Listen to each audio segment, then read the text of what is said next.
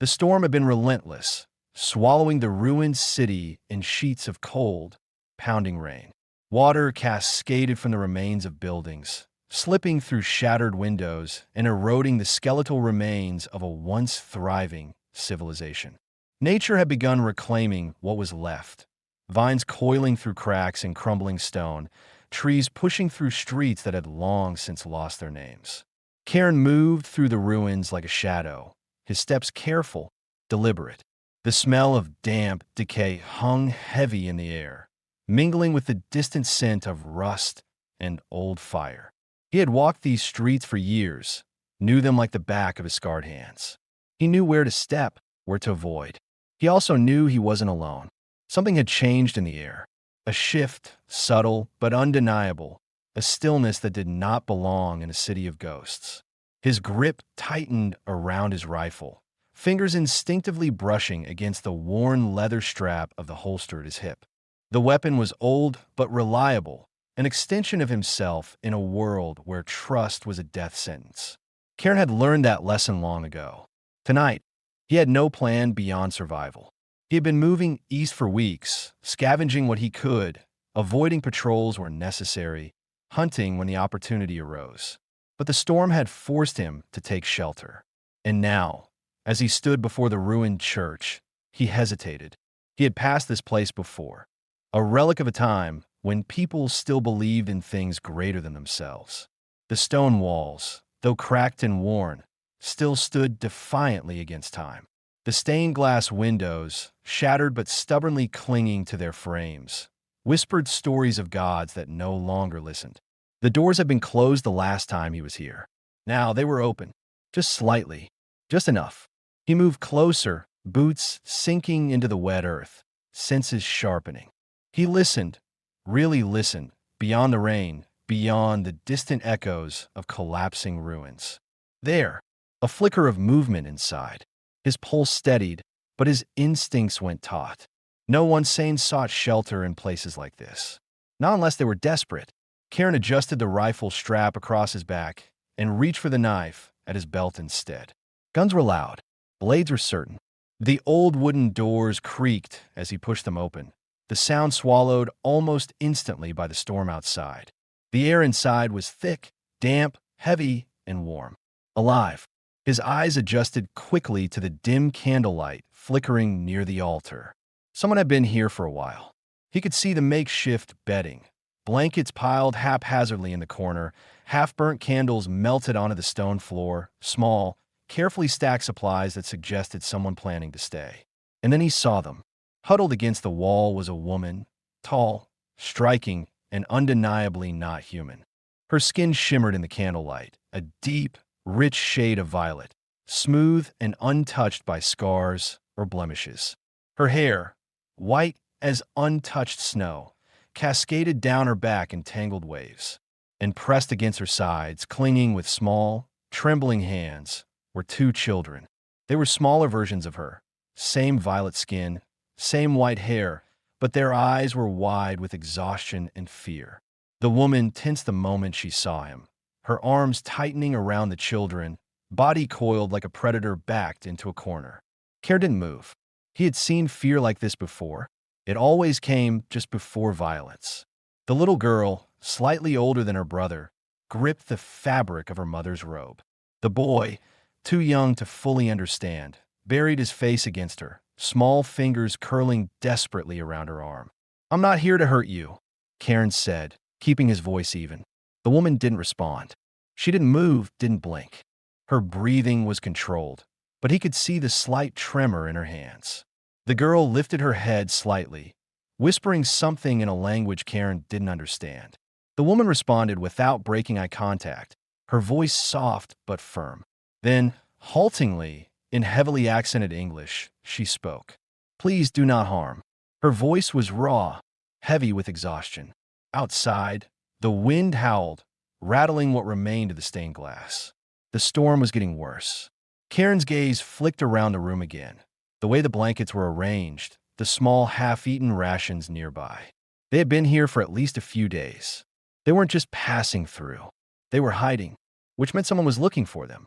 The girl spoke again, voice barely above a whisper. Mama, is he one of them? Karen's stomach turned slightly. Them. He didn't know who the hell they were, but he didn't like the way the little girl's voice trembled when she said it. For the first time, the woman's expression flickered. Uncertainty, recognition, something he couldn't quite place. She exhaled shakily. No, she murmured. Not like them. That single sentence held more weight than Karen understood, but he didn't push. Instead, he glanced at the children again. They looked tired, not just from lack of sleep, but from running. His gaze shifted to the small pack of supplies near the blankets. Not much, some dried food, a half-empty water container, a knife small enough to be concealed in a sleeve. Not enough to last. Karen lowered his knife slightly, though he didn't put it away. If you don't want my help, I'll leave, he said. But if someone's after you, staying here isn't safe. The woman didn't respond. The little boy, however, shifted slightly, peering up at him with wide, uncertain eyes. Karen didn't miss the way the girl pulled her brother closer. Mama, he has food, she whispered. The boy perked up.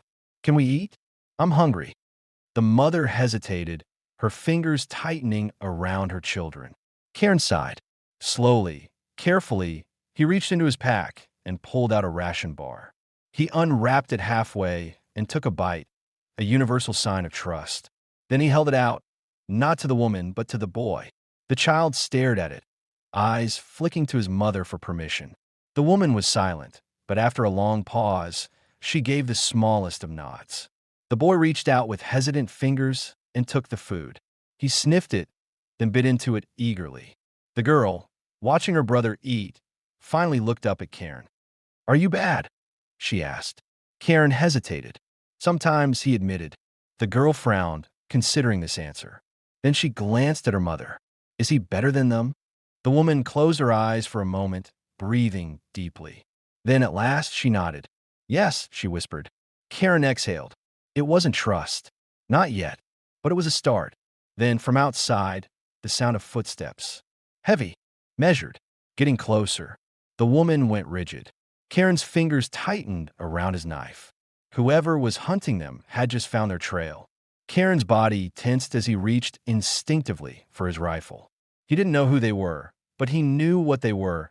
The kind of men who didn't stop until their prey was either in chains or buried in the dirt. Across the room, Sari was frozen in place, her arms wrapped tightly around her children.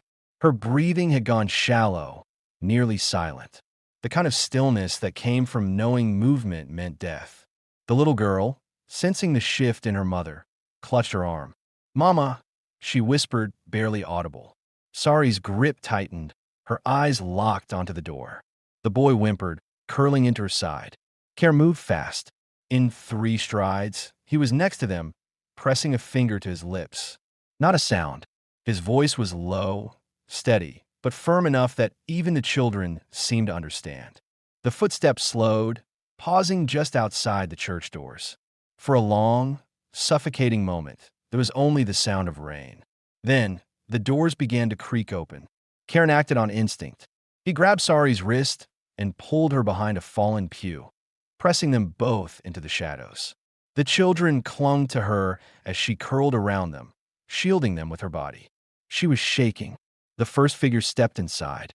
The dim candlelight caught the gleam of his armor, dark, polished, and fitted with tech that didn't belong in a place like this. Not human. Karen knew that much immediately. The proportions were too perfect, the movements too smooth. Tarlik. He had heard stories of them before, seen the aftermath of their hunts. They didn't take prisoners. They took subjects. The lead hunter surveyed the room, his gaze sweeping over the abandoned supplies, the flickering candles. He lifted his wrist, tapping a device embedded into his gauntlet. A faint pulse of energy rippled through the air. A scanner. Karen held his breath, pressing lower into the shadows. He glanced at Sari. Her face was pale, her eyes locked on the scanner, unblinking, terrified. The little boy stirred. Karen moved before he could think, clamping a hand gently over the child's mouth. The boy's wide eyes darted to his mother, but she gave the smallest of nods, reassuring him. The Tarlik hunter's device beeped. A sharp, High-pitched sound. Karen's stomach clenched. They knew someone was here. The lead hunter took another step forward. He was tall, his form unervingly precise, like something engineered rather than born. He turned slightly, and beneath his helmet, a cold, mechanical voice spoke. Residual heat signatures detected. 2 adults. 2 smaller life forms. A second hunter entered, his movements eerily synchronized with the first. They are here, he confirmed. Karen felt sorry stiffen. She had to know what would happen if they were caught. The first hunter tapped his gauntlet again, this time speaking into it. Survivors located. Awaiting orders. Karen didn't wait to hear the response. In one swift motion, he grabbed the knife from his belt and launched it. The blade struck the first hunter's throat, right between the armor plates. The Tarlik staggered back, gurgling as he tried to reach for the wound. A direct hit, but not fatal. The second hunter reacted instantly, raising his weapon. Karen lunged, slamming into him before he could fire. They crashed into the pew, splintering the old wood as they struggled. Run, Karen barked. Now! Sari hesitated for only a fraction of a second before pulling the children up and sprinting toward the door. Karen blocked a strike aimed at his ribs, twisting the hunter's arm in a sharp motion. He didn't need to win, he just needed time. A gunshot rang out. Karen ducked, rolling behind a broken altar as the shot ripped through the air where his head had been seconds before. Sari was almost at the entrance when another figure stepped into the doorway. Another hunter. Karen cursed under his breath. They had been surrounded from the start. Sari skidded to a halt, eyes darting between the armored figure and Karen. She was trapped. The little girl clung to her, trembling. Mama. And then, without warning, Sari moved. She thrust her hand forward, and for the first time, Karen saw it, a pulse of shimmering violet energy bursting from her fingertips. It struck the hunter directly in the chest. He was thrown back, slamming into the doorway, so hard the stone cracked. The children gasped. Karen did too. Sari barely glanced at him before grabbing the kids again. Go, she snapped. Karen didn't argue. They ran. Through the storm, through the broken streets, through the city that had long since been abandoned by hope. Karen led them through the alleys, twisting and turning in patterns only he knew. The Tarlik wouldn't be far behind, but he had spent years in these ruins. If anyone could lose them, it was him. Sari's breathing was ragged, but she kept pace. The children were exhausted, but they didn't complain. They just held on. Finally, after what felt like hours, Karen slowed. They had reached an old underground passage, half collapsed but still intact enough to serve as a temporary shelter. He ushered them inside, pressing against the wall to catch his breath. The rain dripped through the cracks above them, the storm still raging. Silence. No footsteps. No pursuit. For now, they were safe. Karen turned to Sari, his chest still heaving. You want to tell me what the hell that was? She didn't answer immediately. Instead, she pulled the children close, pressing a hand to their heads. The little boy was barely awake, his small fingers curled into her robe. The girl leaned against her, silent but watching. Finally, Sari met his gaze. Her voice was quiet but firm. They will not stop. Karen wiped rain from his face, exhaling sharply. Yeah, he muttered. I figured that out already. The girl shifted slightly, glancing between them. Are you going to leave us now? She asked. The question made Karen pause. He had survived by keeping his distance, by not getting involved. The second you cared about someone, you gave the world something to use against you. But as he looked at the exhausted woman before him, at the 2 frightened children clinging to her, he knew he wasn't walking away from this. No, he said finally. I'm not leaving. Sari searched his face, as if trying to find the lie. She didn't, and for the first time, her shoulders sagged, not in defeat, but in relief. Karen exhaled. He was in this now, whether he wanted to be or not. The underground passage was damp, smelling of wet stone and rusted metal. Water dripped from cracks in the ceiling, creating small, uneven puddles on the cold ground. Karen had led them deep inside, weaving through half-collapsed tunnels and broken support beams until they reached a small alcove where the walls hadn't yet crumbled. The flickering light from his flashlight cast long, shifting shadows, making the space feel even smaller than it was. It wasn't much, but it was safer than out there. Sari sat against the wall, arms wrapped around her children as if she could physically shield them from the world outside. The girl, her wide, violet eyes still filled with fear, leaned into her mother's side, gripping the fabric of her robe. The boy, younger and utterly drained, had finally succumbed to exhaustion, his small body curled against Sari's lap. His tiny fingers twitched in his sleep, as if he were still running in his dreams. Karen crouched a few feet away, unhooking his pack and pulling out a metal flask. He took a slow sip, letting the burn settle in his chest, then held it out to Sari. She hesitated, glancing between the flask and his face, then reached for it cautiously. She sniffed the liquid, checking for poison or something worse, before taking a measured sip. She handed it back without a word. For a long time, neither of them spoke. The only sounds were the slow, shallow breaths of the children, the occasional drip of water, and the muffled storm still raging somewhere above them. Karen was the first to break the silence. "You're not just running from them." Sari's grip on the children tightened slightly, but she didn't answer. "You knew what they were. You knew they'd find us. And you knew exactly how to fight back." Karen's voice was calm, but his gaze was sharp, watching her closely. "You weren't surprised when I said Tarlik." Sari closed her eyes for a brief moment, as if gathering herself, then let out a slow breath. "No," she admitted. "I wasn't." Karen leaned back against the wall, stretching one leg out, keeping the other bent so he could move if he had to. His knife was still within reach. He wasn't entirely sure he wouldn't need it. "Talk," he said, "because I don't take risks for people who keep me in the dark." Sari's fingers brushed through her son's white hair, her touch absent-minded but protective. The little girl, still watching Karen warily, finally broke the silence. "Mama, you have to tell him," she whispered. Her voice was small, uncertain. Sari flinched just barely. She looked down at her daughter, pressing a hand gently to her back. And then, finally, she spoke. "My people," she said, "do not die." Karen's frown deepened. "We do not age. We do not decay. For centuries, we have remained the same." Her voice was even, but there was something beneath it, something heavy. Karen studied her, trying to fit this revelation into the world he knew. "So what, Tarlik are immortal?" "No," Sari murmured. "Not immortal, just unnatural." The girl shifted against her mother, glancing up at her face before whispering, "We weren't supposed to be born." Karen's stomach twisted slightly. "What do you mean?" Sari's gaze dropped to the boy in her lap. She ran her fingers through his hair again, smoothing the strands. "We were made perfect," she said softly. "No sickness, no weakness, no change."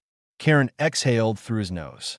He had heard rumors before, stories of civilizations that had tampered with their own biology, tried to cheat death. Most of those stories had ended badly. "So what went wrong?" he asked. Sari swallowed. "Everything." The little girl, still pressed against her side, whispered, "They say love is weakness." Karen stilled. Sari didn't look up. There were no more births. No families. We were manufactured, selected for specific traits. Every Tarlik was given purpose at creation. We were efficient, logical. She let out a breath that wasn't quite a laugh. "Empty." Karen could hear the pain beneath her words. "You were never supposed to have them," he said quietly. Sari's grip on the children tightened. "No." The girl looked up at Karen, her violet eyes filled with something far too knowing for a child her age. "They called us mistakes." Karen clenched his jaw. The Tarlik weren't just hunting them. They were erasing them. Sari's fingers trembled slightly as she pulled her children closer. "They won't stop," she whispered. "Not until we're gone." Karen let out a slow breath, his thoughts clicking into place. He had assumed this was about control, about reclaiming something the Tarla believed was theirs. But it wasn't. It was about erasure. Sari and her children weren't just fugitives. They were a threat, a crack in the foundation of civilization built on the illusion of perfection. The underground chamber was quiet except for the occasional drip of water from the cracked ceiling and the faint crackle of the fire.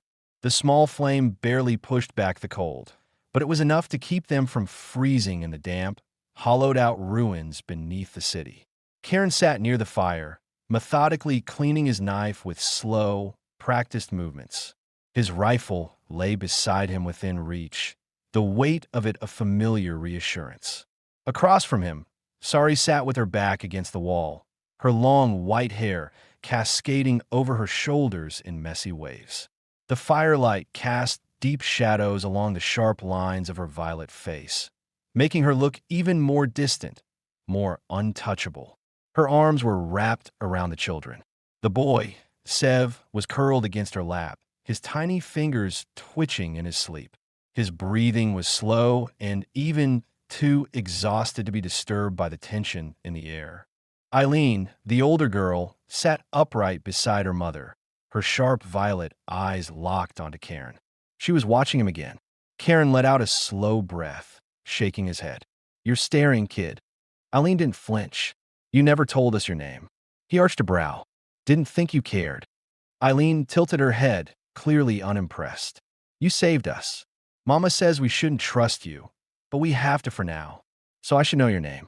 Karen smirked slightly. "She's smart. Too smart." He set his knife down and leaned back against the stone wall. "Karen." Eileen narrowed her eyes, as if testing how the name felt on her tongue. "Karen," she repeated. A small huff of amusement left him. "What about you? You got names, or should I just call you kid and smaller kid?" Eileen glanced at Sari, who had remained silent through the exchange. After a long pause, the woman finally spoke. "Eileen," she said quietly, her voice carrying the soft lilt of an accent. She touched the sleeping boy's back. "And this is Sev." Karen's gaze flicked to the boy. "He doesn't talk much." Eileen looked down at her brother, her fingers gripping the fabric of her mother's robe. "He used to." That was all she said. Karen didn't press. He had seen enough broken people to know when a wound was still raw. Instead, he reached into his pack, pulling out a few ration bars and a small metal tin. He tossed one of the bars to Eileen. She caught it easily, but hesitated before unwrapping it. "What is it?" "Food," Karen said dryly. "Not the best, but better than starving." She sniffed it before taking a careful bite. Her nose scrunched slightly, but she kept chewing. Karen chuckled. "Yeah, it's awful, but it won't kill you." Eileen swallowed and glanced at Sari, who still hadn't touched her ration. Karen held out the tin toward her. "Soup. Not much, but warm." Sari hesitated. "Why?" "Because you need it," Karen said simply. She studied him for a long moment before taking the tin, cradling it carefully in her hands as if unsure what to do with the gesture. Eileen broke the silence again. "Why did you save us?" Karen glanced at her. "Because I was there." Eileen frowned. "That's not a reason." He sighed, rubbing a hand down his face. "Because your mother fought back. Because I don't like the people chasing you. Because," he paused, his jaw tightening slightly, "because I don't like seeing kids hunted like animals." Eileen didn't say anything to that. Sari finally took a sip of the soup, and though her expression remained unreadable, Karen saw the way her shoulders relaxed ever so slightly. They sat in silence for a while, the fire crackling between them, the storm still howling somewhere far above. Then Sari spoke, her voice barely above a whisper. "You should leave us." Karen exhaled sharply. "Oh, we're back to that again?" "It's the only way," Sari murmured. "If they catch us, they won't just kill me. They'll take Sev. They'll take Eileen in." Her breath hitched. Karen's expression darkened. "And," Sari closed her eyes for a long moment, then opened them again. "They will unmake them." Eileen stiffened beside her mother. The little girl understood what that meant. Karen felt something cold settle in his chest. He had assumed the Tarlok wanted to control them, to bring them back into their system. But this was something worse. He leaned forward slightly. "Unmake them." Sari's fingers curled around Sev's small hand. "Erase them, as if they never existed." Karen's grip on his knife tightened. He had seen plenty of horror in his lifetime.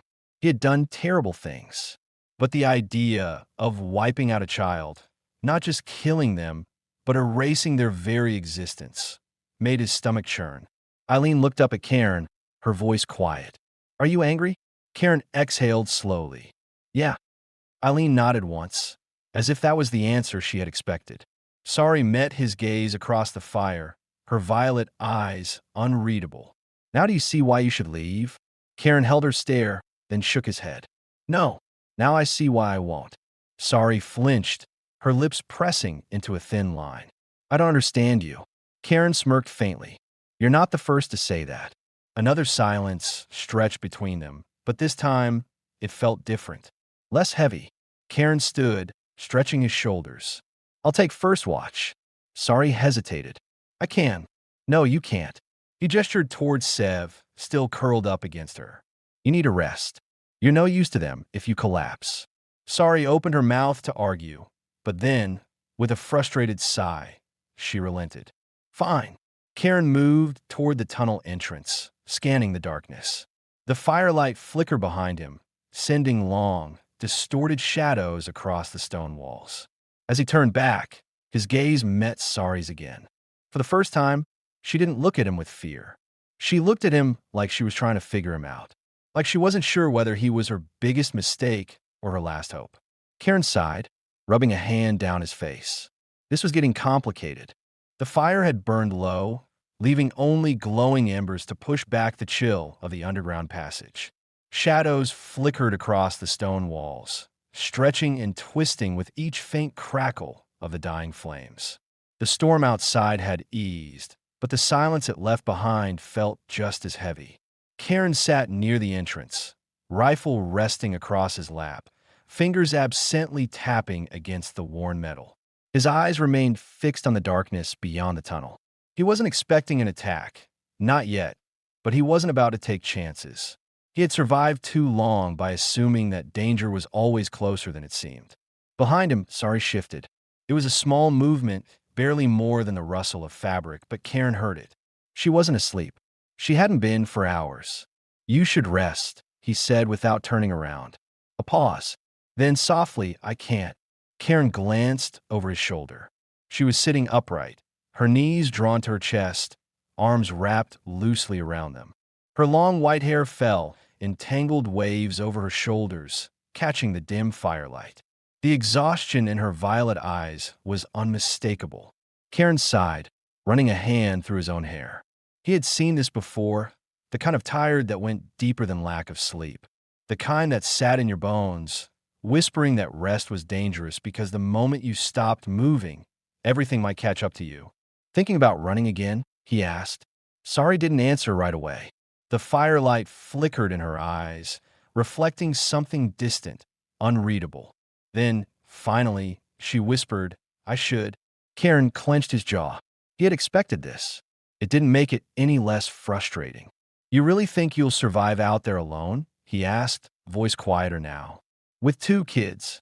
Sari let out a slow breath, but it was shaky, like she wasn't sure of her own answer. We survived before you, she said, but there was no conviction in her voice. Karen scoffed. Yeah? And how's that working out for you? A sharp look from Sari. Her fingers curled slightly, as if resisting the urge to snap back at him. But there was no venom behind her glare, just a deep, aching fear. Karen turned fully toward her, resting his arms on his knees. You don't have to do this alone. Her lips pressed into a thin line. You don't understand, Karen. Then make me understand. She hesitated, the muscles in her jaw tightening. The fire crackled, barely holding on, its warmth struggling against the cold of the underground. If I stay with you, they will find us, she finally said. Karen's gaze didn't waver. They'll find you anyway. Sari flinched. She knew he was right, but that wasn't the part she feared most. And when they do, Karen continued, his voice steady. What's your plan? Fight them off alone? Keep running until the kids collapse. Her breath hitched. If I stay, you will die for us. Karen frowned. Sari's hands trembled slightly as she looked down at the sleeping boy in her lap. Sev. His small fingers twitched in his sleep, brow furrowing as if he could sense his mother's turmoil, even in unconsciousness. I've seen it before, Sari whispered. People who try to help me, they don't last. Her voice cracked slightly at the end, but she forced herself to hold steady. Karen exhaled through his nose. So that's it? You leave before you lose me? Before you get attached? Sari's gaze snapped to his, sharp and wary. This isn't about. Yeah, it is. She tensed. Karen's expression didn't soften. You think if you care about someone, it just makes it worse when they die. So you keep your distance. You leave before they can leave you. He shook his head. But that's not protecting them, sorry. That's just running scared. Sorry's breath hitched, as if he had struck something raw inside her. For a long moment, she didn't say anything. Then, a small voice broke the silence. Mama. Both of them turned at the same time. Seth's eyes were open, groggy, unfocused, but awake. Sari immediately bent over him, brushing his hair from his face. Sev, she whispered, voice softer than Karen had ever heard it. The boy blinked up at her, then shifted slightly, as if trying to remember where he was. His little hands clutched the fabric of her robe. I had a bad dream, he mumbled. Sari exhaled, pressing a gentle kiss to his forehead. It's okay, sweet one. You're safe. Seth's small face scrunched. Is the bad man gone? Karen's stomach twisted. Sari hesitated, but before she could answer, Eileen, who had been curled silently beside her mother, spoke instead. We're safe right now, she said. Karen helped us. Sev turned his head toward Karen, still sleepy, but watching him now. Karen. Karen raised an eyebrow. Yeah, kid. That's me. Sev stared at him for a long moment. Then, in a small voice, he asked, Are you going to leave too? Karen's chest tightened. No, he said firmly. I'm not leaving. Sev blinked again, then, satisfied with the answer, curled back into his mother's side. Sari swallowed hard, staring down at her son, brushing her fingers over his hair. Karen turned his attention back to her. Now do you see why you should stay? Sari's expression was unreadable. She stood, stepping away from the fire, her arms wrapping around herself as if she were holding something in. You don't understand, she whispered. Karen stood as well, stepping closer. He wasn't sure why, but something about the way she was looking at him, like she wanted to believe him but didn't know how, made his chest feel too tight. Then make me, he said quietly. Sari's breath was uneven. I was raised to believe we didn't need love, that we didn't need families, that to be Tarlik was to be beyond such weaknesses. She let out a hollow, bitter laugh. But I was wrong. We were wrong. Karen didn't interrupt. He just listened. I had Eileen, Sari continued, voice almost fragile. And suddenly, nothing else mattered. But the moment they found out I had given birth naturally, she cut herself off, shaking her head. Karen clenched his fists. They took her, Sari whispered. And when they gave her back, she couldn't speak anymore. Eileen didn't look away. She knew. She just couldn't say anything. Karen felt something sharp twist in his gut. Sari inhaled shakily. And Sev, they would have taken him too. If I hadn't run. Karen exhaled slowly, dragging a hand down his face. So that's why she's terrified to stop. She looked at him again, and there was something desperate in her gaze now.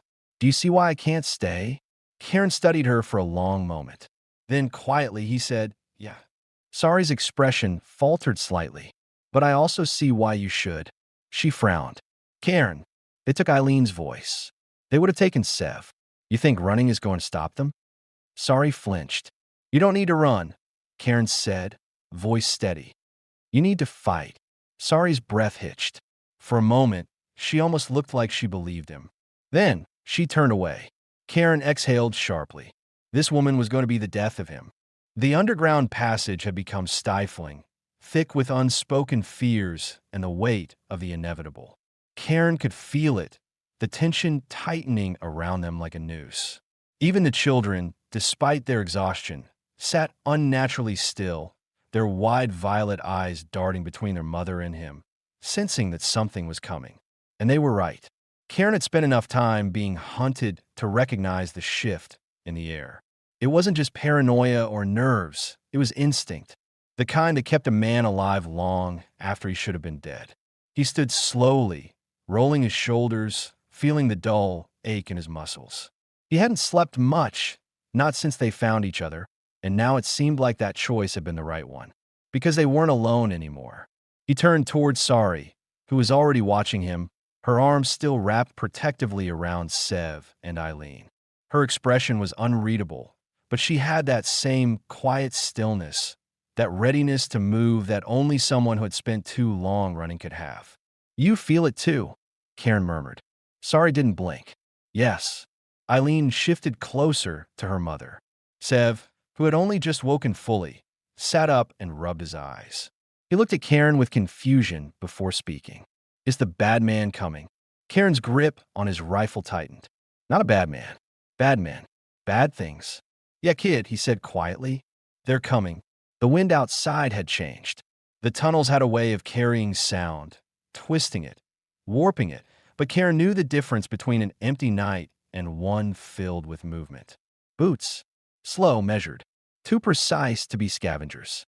Karen grabbed his pack and swung it over his shoulder. We move now. Sari was already standing, keeping the children close. Where? Karen glanced at the tunnel ahead, then back toward the entrance. If they went deeper into the ruins, they'd be trapped. No exits, no cover. But if they went up toward the abandoned buildings above ground, they had a chance. Up, he said. Sari hesitated, her gaze flickering toward the tunnels. It's too open. It's also our only shot, Karen countered. Eileen grabbed her mother's hand. Mama, I don't want to go back to the dark places. That was it. That was all it took. Sari exhaled sharply and nodded. They moved quickly, Karen leading the way, keeping his steps careful to avoid making unnecessary noise. Sari stayed just behind him, her movements graceful despite the urgency, keeping Eileen and Sev close.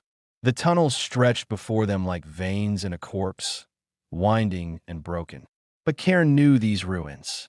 He had spent too many nights slinking through forgotten places, hiding from things that wanted him dead. The closer they got to the surface, the stronger the wind became, carrying the scent of rain-soaked metal, damp earth, and something else. Ozone, energy, a charge in the air that didn't belong. They reached the final set of stairs leading up to the street level. Karen pressed his back against the wall, signaling for them to stop.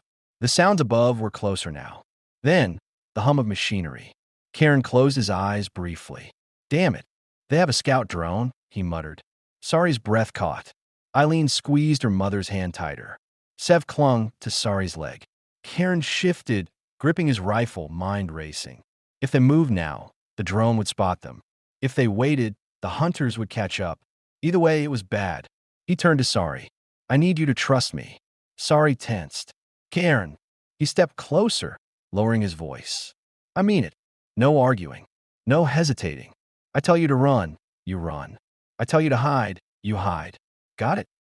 Her jaw clenched, but after a moment, she gave a sharp nod. Karen turned to the kids. Eileen, Sev, stay with your mother. Stay low, stay quiet. Don't stop unless she tells you to. Eileen nodded, her face serious. Sev swallowed hard but nodded too. Karen inhaled, then slowly stepped onto the stairway leading out. The city was too quiet, the kind of quiet that only happened before violence. The drone hovered overhead, sleek and insect-like, its red sensor light sweeping across the ruins. Not a civilian drone, military grade. Karen lifted his rifle, heart hammering. He had one shot before it sounded the alarm. He exhaled and fired. The bullet slammed into the drone's core, sending it spiraling, crashing against the rusted remnants of a vehicle. Sparks scattered across the wet ground. For a heartbeat, there was silence. Then, a high-pitched alarm. Karen's stomach dropped. They knew. He turned back. Go. Now. Sari didn't hesitate this time. She grabbed Sev and Eileen's hands and ran. Karen followed, rifle slung over his shoulder as they sprinted through the ruined streets. The rain had started again, light but cold, soaking into his clothes, turning the ground slick. Behind them, the hunters were coming. The first shot rang out, striking the concrete inches from Sari's foot. She stumbled, but Karen caught her arm, steadying her before pulling her forward. Another shot, closer this time. Karen turned and fired blindly behind them, forcing their pursuers to scatter. Sari ducked behind the remains of an old transport vehicle, pulling the kids with her. Her breath was fast, uneven, but she wasn't panicking. She was waiting, calculating. Karen pressed his back against the rusted metal, glancing at her. You still got that trick up your sleeve? She exhaled sharply. It won't stop them all. Doesn't have to. Karen pulled a small cylindrical object from his pack, a crude but effective homemade explosive. Just need to buy us time. Sari stared at him. You carry bombs? Karen grinned. I like options. The sound of boots pounding against the wet pavement grew louder. Karen pulled the pin, held for 2 seconds, then tossed it. The explosion ripped through the street, sending a shockwave through the ruins. Sari grabbed the kids and ran. Karen was right behind her. The hunters, at least the ones still standing, were disoriented, thrown back by the blast. Not dead, but delayed.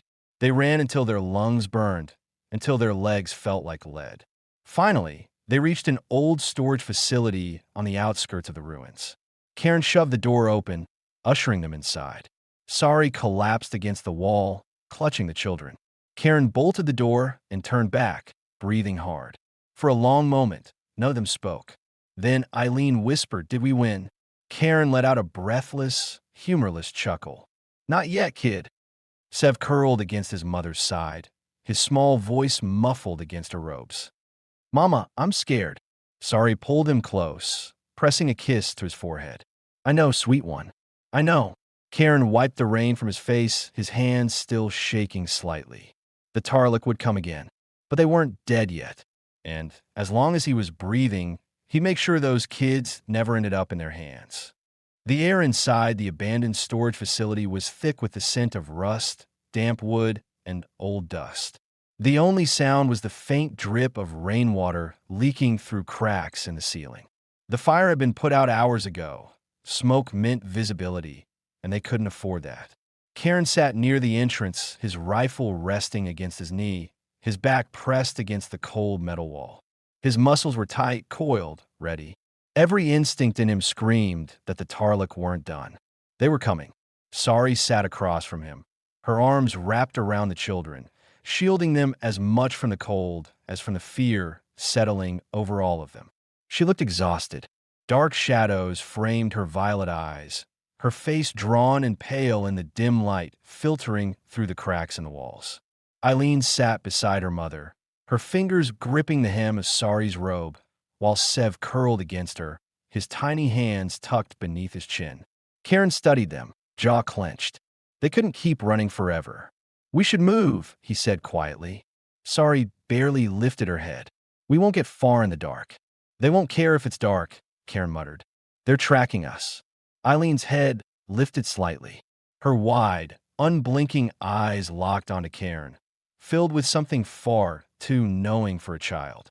Sev's voice, small and muffled against Sari's side, broke the silence. "Mama, I don't want to run anymore." Karen's stomach twisted. "Neither do I, kid." Sari smoothed a hand over Sev's hair. "I know, sweet one," she whispered. Karen let out a slow breath, rubbing a hand over his face. "We have one shot at this," he said. "We make a stand, or we get taken. Those are the only options left." Sari's fingers curled slightly against Sev's back. "We can't fight them." Karen arched a brow. "We?" She exhaled sharply, shaking her head. "You know what I mean. You took one down before," Karen reminded her. "I saw you." Sari's gaze flickered, but she said nothing. Karen pushed forward. "You said it yourself. The Tarlik don't feel. They don't change. They don't expect anyone to stand up to them." His voice dropped lower, steadier. "That's our advantage." Sari stared at him for a long moment, something flickering in her expression. Doubt, hesitation, something raw and unspoken. Then she let out a slow breath. "If we do this," she said quietly, "we do it right. We set traps. We pick our ground. We don't just fight. We make them regret coming." Karen smirked. "Now you're speaking my language." Sari glanced down at Eileen and Sev, smoothing their hair, murmuring something in her own language. Eileen nodded, pressing her face against her mother's arm. Karen stood, stretching out his limbs. "We've got maybe an hour before they get here. Let's get to work." The first sign of the Tarlik came with the wind. Karen felt it before he heard it. A shift in the air, something unnatural pressing against his skin. Then a low pulsing hum. Drones. He crouched behind the wreckage of an old transport vehicle, gripping his rifle tightly as he scanned the darkness. The night stretched out before him, wet and broken, the skeletal remains of the city looming around them. Then movement. figures emerging from the shadows, tall and inhumanly precise. Their armor was sleek, black and metal, reflecting nothing. Their weapons hummed with restrained energy. They moved in perfect sync, their steps silent despite the wet ground. Tarlik. Cairn tightened his grip on his weapon, steadying his breathing. They stepped forward, scanning the area, their voices mechanical and devoid of emotion. No signs of heat signatures. Possible cloaking interference. Spread out. Cairn's lips twitched. Good. They didn't see them yet. He pressed a hand to the small device at his waist and clicked the trigger. The explosion shattered the night. The first Harlock went down immediately, thrown backward by the force of the blast. Shrapnel ricocheted through the air, embedding itself into nearby structures. Smoke billowed upward, thick and blinding. Then chaos. Sari moved like lightning. She burst from cover, her hands glowing with energy as she unleashed a force that sent another Tarlik crashing into a wall. The sheer impact cracked the stone behind it. Eileen and Sev stayed where Cairn had told them, hidden, tucked away in a reinforced section of the building, out of sight. Cairn fired 1, 2, 3 shots, each bullet hitting its mark. The Tarlik weren't indestructible, not completely. Their armor could withstand glancing hits, but a direct shot to the joints, to the soft tissue beneath the plating, that they felt. One of the Tarlik lifted a sleek, black weapon and fired. Cairn barely dodged in time, rolling behind a rusted-out transport vehicle as a searing energy blast melted through the metal beside him. Son of a... He barely had time to breathe before a shadow loomed over him. A Tarlik soldier moved too fast, grabbing him by the throat and slamming him against the side of the wreckage. Pain exploded down his spine. He gasped, struggling against the iron grip, his vision darkening at the edges. The Tarlik tilted its head. "You are irrelevant," it stated. Cairn gritted his teeth. "Yeah." He lifted his knee and slammed it into the joint of the Tarlik's armor. The grip loosened just enough. Cairn drove his knife into the exposed gap beneath the Tarlik's jaw. It didn't scream. It simply went still. Then, slowly, its body collapsed to the ground. Cairn stumbled forward, coughing as he wiped blood from his lip. He turned just in time to see Sari falter. One of the Tarlik had recovered, a commander. Sleek armor, taller than the others, its presence crackling with energy. It raised a weapon, aimed directly at Sari's back. Cairn didn't think. He moved. The shot rang out. Sari turned just in time to see Cairn collapse to the ground. Cairn. Her voice was raw, filled with something he hadn't heard from her before. Panic. Pain seared through his side, white-hot and burning. He coughed, tasting blood, but he was still breathing, still alive. Sari turned on the Tarlik. She didn't hesitate. She didn't hold back. She unleashed everything. The ground trembled as energy crackled through the air. The Tarlik staggered backward, armor fracturing beneath the sheer force of Sari's power. Her violet eyes burned with something fierce, something unstoppable. The commander fell. The remaining Tarlik hesitated. Then, without another word, they retreated. Sari was at Cairn's side before he could even process what had happened. "Cairn, stay with me," she whispered, pressing her hands against the wound at his side. His vision swam. His body ached. But somehow he managed to smirk. "See," he rasped. "Told you we could fight." Sari let out a choked, breathless laugh. "Idiot."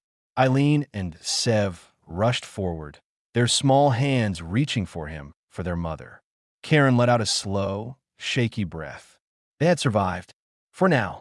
Pain was the first thing Cairn felt. A deep, gnawing ache that pulsed through his ribs with every breath. His body was stiff, his limbs heavy, and the dull throb in his side told him that he had pushed himself too far. Again. He cracked his eyes open, blinking against the dim morning light filtering through the cracked ceiling of the storage facility. The room smelled of damp earth, rust, and the lingering traces of smoke from the fire they had long since put out. For a moment, he didn't know if they had one. Then he felt warmth, small hands, gripping his fingers. Eileen. She was sitting beside him, silent as always, but watching him closely, her fingers curled lightly around his. Her white hair was tangled, and there were dark circles beneath her violet eyes, but she was unharmed. They were alive. Karen exhaled slowly, the relief sinking into his bones. They had survived. He turned his head slightly and saw Sari kneeling nearby, tending to Sev. The boy was curled against her side, his tiny hands gripping her sleeve. He was still half asleep, mumbling something Karen couldn't quite make out. Sari's posture was tense, but her touch was gentle as she ran her fingers through Sev's hair. She looked exhausted. Her white robes were torn, streaked with blood and dirt, but her expression was unreadable. Karen swallowed, forcing his voice through the dryness in his throat. "So," he rasped, "we're still here." Sari looked up sharply, her violet eyes locking onto his. For a moment, she just stared at him, as if trying to convince herself that he was really awake. "You almost died," she said, her voice quieter than usual. Karen let out a weak chuckle, wincing as the movement sent a fresh wave of pain through his ribs. "Almost doesn't count." Something flickered in Sari's expression, something like frustration, but not quite anger. More like relief wrapped in disbelief. "You're impossible," she muttered. Karen smirked. "So I've been told."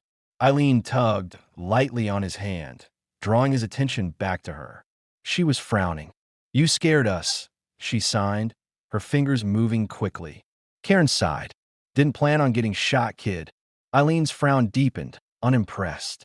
She released his hand and crossed her arms, tilting her head as if considering whether or not to forgive him. Sev stirred at the sound of voices, blinking blearily before his eyes landed on Karen. His small face lit up. "Karen!" The boy scrambled toward him before Sari could stop him, throwing his arms around Karen's chest. Karen grunted, barely biting back a groan as pain shot through his side. "All right, kid, let's not kill me again." Sev only clung tighter. Karen froze. It was such a small thing, a child's embrace, but something about it made his chest ache in a way that had nothing to do with his injury. Slowly, hesitantly, he lifted a hand and rested it against Sev's back. "Yeah," he muttered. "I'm all right, kid. I promise." Sari exhaled softly, watching the scene unfold without a word. Eileen, who had remained quiet, finally spoke, or at least she signed. "Are we safe now?" Karen hesitated, glancing towards Sari before answering. "For now," he admitted, "but we should keep moving.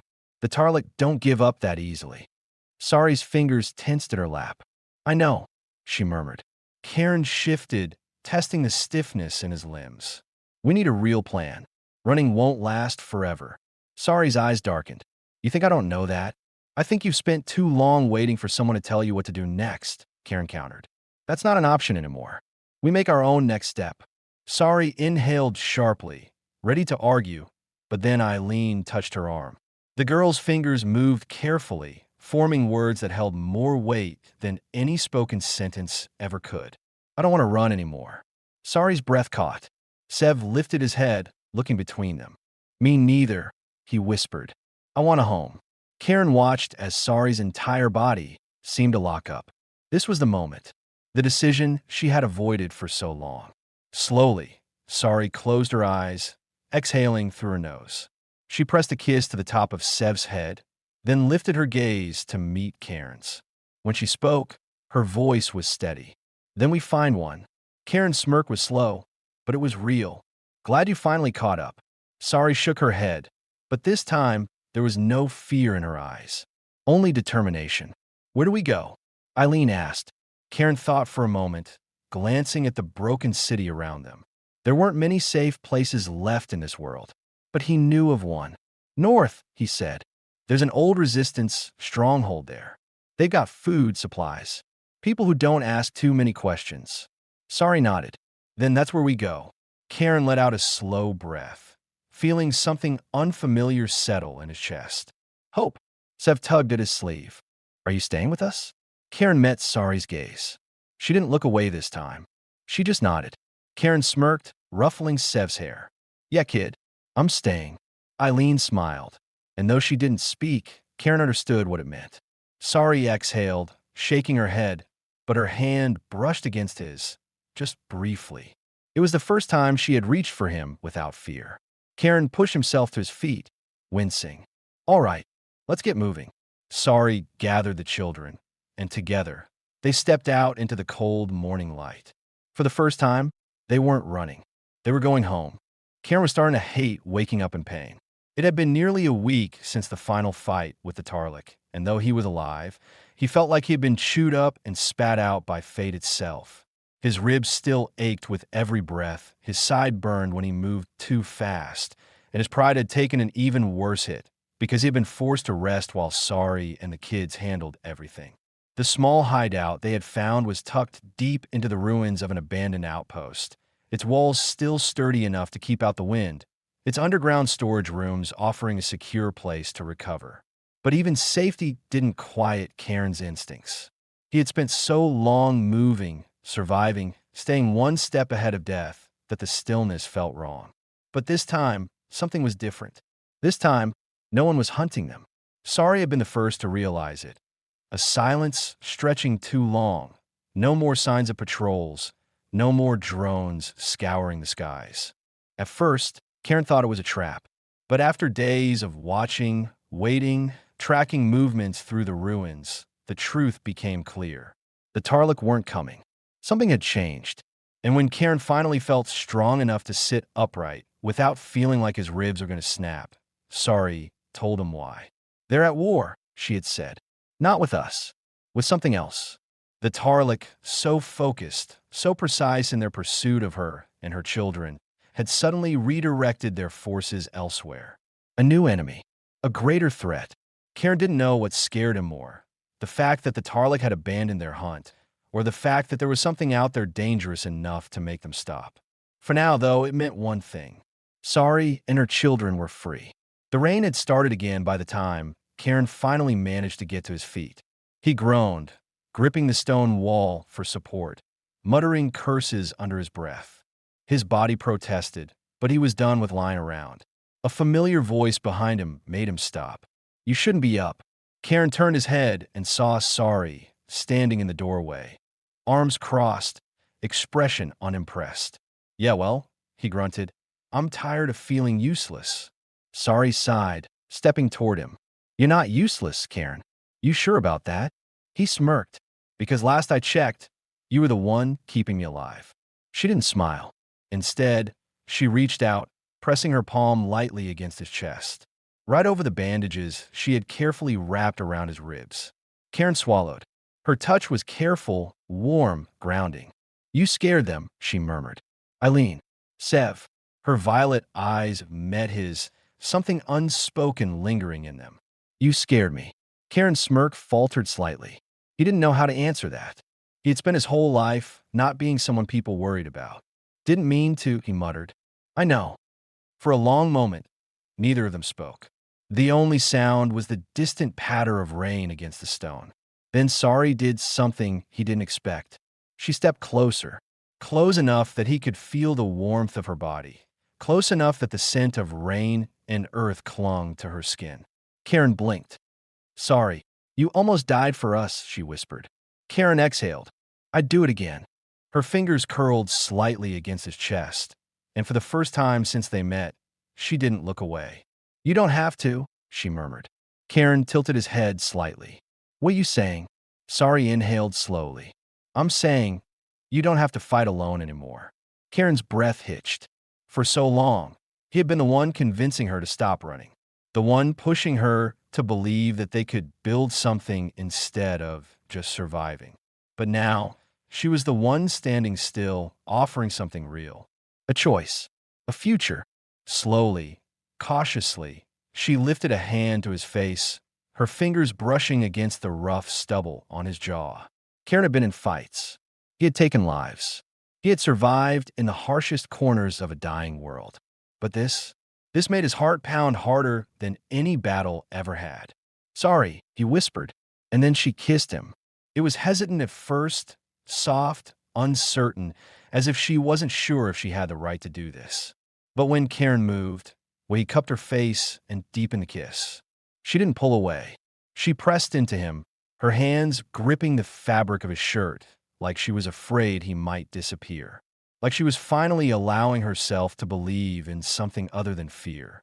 Karen wasn't sure how long they stood there, tangled in each other, but when they finally parted, Sari let out a breathless, shaky laugh. "You're impossible," she whispered against his lips. Karen smirked, brushing his thumb over her cheek. "And yet, you're still here." Sari exhaled, resting her forehead against his. "Yes," she murmured. "I am." A sound from the doorway made them turn. Eileen and Sev were standing there, watching them with matching expressions of pure disbelief. Eileen crossed her arms. Finally, Karen blinked. "Wait, what?" Sev grinned. "Mama, do it again." Sari groaned, burying her face in Karen's chest as if she could disappear. Karen just laughed. A full, real laugh, something he hadn't done in years. For the first time, he wasn't fighting for survival. He was fighting for something worth living for. And he wasn't doing it alone. The storm had passed. The world outside was still broken, still dangerous. But as they packed their things, ready to leave, Karen knew it didn't matter. Because this time, they had each other. And together, they were unstoppable. The scent of something warm and rich drifted through the small house, curling through the air like a gentle invitation. It was different from the usual smell of damp stone and stale rations. This was real food. Something warm, comforting, alive. Karen stirred, his body instinctively responding to the unfamiliar but pleasant aroma. His mind was slow to wake, lingering in the haze between sleep and consciousness. Then it hit him. Food. His eyes snapped open. For a brief moment, his instincts screamed danger. He wasn't used to waking up like this, to comfort, to warmth, to the sound of quiet movements instead of distant gunfire. But then he heard soft footsteps, the clatter of a pan, the unmistakable sound of Sari humming. Karen exhaled, rubbing a hand over his face as a slow, disbelieving smile tugged at his lips. This was new, and he liked it. Pushing himself up, he stretched, wincing slightly at the dull ache in his side. He was healing, still sore, still bruised, but alive. And more importantly, alive somewhere that didn't feel like the edge of the world. The house was small but sturdy. They had found it a few days ago, nestled just outside the ruins, a forgotten home, abandoned but untouched by time. The walls were strong, the roof intact, and after clearing out the dust and fixing a few things, it had become theirs. It still felt strange to call it that. A home. Karen swung his legs over the edge of the bed, running a hand through his hair before making his way toward the source of the intoxicating smell. The kitchen was a small space, but right now it was alive. Sari stood near the counter, her long white hair tied back, her sleeves rolled up as she carefully stirred something over the fire. Steam curled from a pot, and beside it, there were neatly sliced pieces of fruit, some sort of flatbread warming over the heat. She looked different, softer somehow, more at ease than he had ever seen her. Karen leaned against the doorway, crossing his arms as he watched her. "Didn't know you could cook." Sari glanced over her shoulder, arching an eyebrow. "You thought I lived on rations and desperation?" Karen smirked. Was starting to think so. Sari rolled her eyes, but didn't hide the way her lips twitched in amusement. "Cooking is a skill, one I never had the luxury of using before." She turned back to the pot, stirring carefully. "You should sit. Food is almost ready." Karen pushed off the doorframe, stepping closer. "I could get used to this," he muttered, glancing over the spread. "What is all this?" Sari gave him a sidelong glance. "Breakfast." Karen chuckled. "Yeah, I figured that much. But where'd you get all this?" "We've been gathering," Sari said simply. "There are enough supplies in the area if you know where to look. And I promised Eileen and Sev a real meal." Karen glanced at the small table, where plates were already set.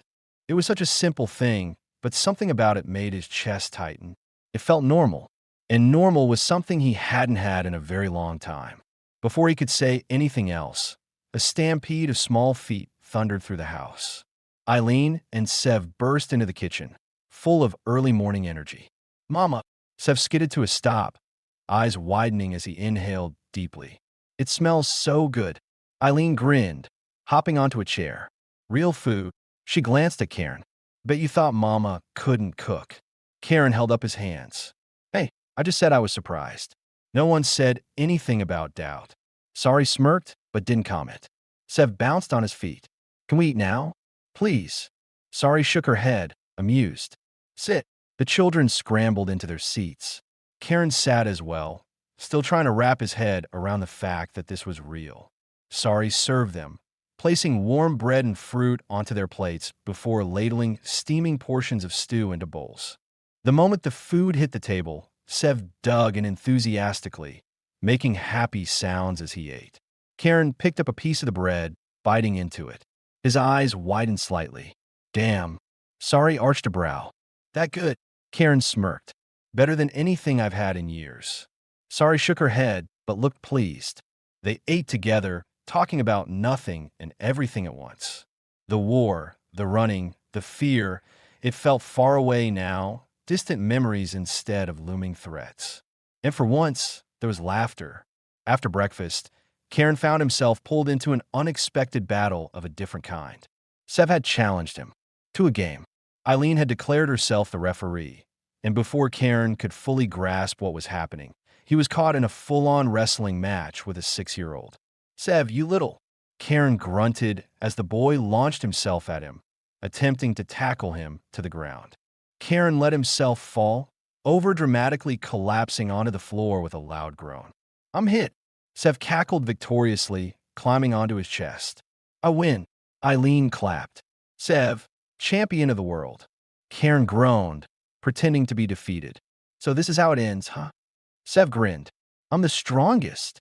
Karen smirked, then, without warning, grabbed Sev and tossed him into the air before catching him. The boy squealed with laughter. Didn't think I'd go down that easy, did you? Karen teased. Sev was breathless from giggling. You're cheating. That's called strategy, kid. Eileen laughed, shaking her head. You're just old. Karen feigned a look of betrayal. All right, that's it. Come here. Eileen yelped and darted away before Karen could grab her, Sev still clinging to his back like a tiny, victorious warrior. Sorry, watching from the doorway, arms crossed, smiled. Not a small, fleeting smile. A real one. Something warm settled in Karen's chest at the sight of it. Later, when the children had finally exhausted themselves, Sorry stepped closer. You're good with them, she murmured. Karen smirked. You sound surprised. She hummed, tilting her head. Not surprised, just grateful. There was something in her voice, something softer than he was used to. Karen hesitated, then reached for her hand, lacing his fingers with hers. Sorry didn't pull away.